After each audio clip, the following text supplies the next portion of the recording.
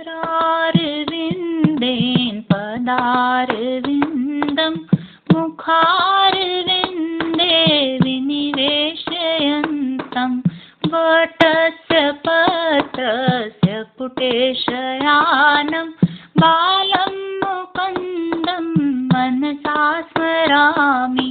श्रीकृष्ण गोविन्द हरे मुरारे, हे नाथ नारायण वासुदेव, जीवे पिब स्वामितमितदेव। गोविन्द दामोदर माधवेति विक्रेतु कामा खिल गोप कन्या, मुरारी पादास्थित चित्तवृत्ति दध्याधिकं मोहवशादवोचत्। गोविन्द दामोदर माधवेति गृहे गृहे गोपवधू कदम्बा, सर्वे मिलित्वा समवाप्य योगं पुण्यानि नामानि पठन्ति नित्यं।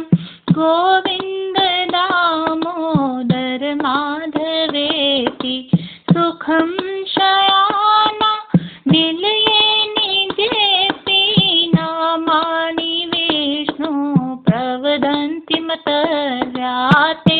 निश्चितं तन्यतां व्रजन्ति।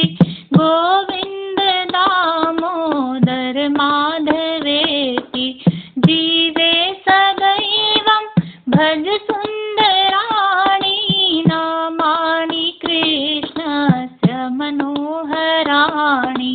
समस्त भक्तातिविनाशनानि, गोविन्द दामोदर माधवेति सुखावसाने इदमेव सारं, दुःखावसाने इदमेव ज्ञेयं। देहावसाने इदमेव जाप्यं। गोविन्द दामोदर माधवेति जीवे रसज्ञे मधुरप्रियातुं, सत्यं हितं त्वां परमं वदामि।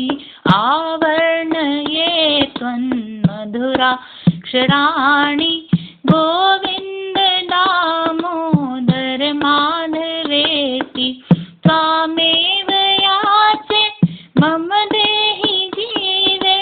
समागते दण्डधरे कृतान्तेव, तव्यमेवं मधुरं सुभक्त्या।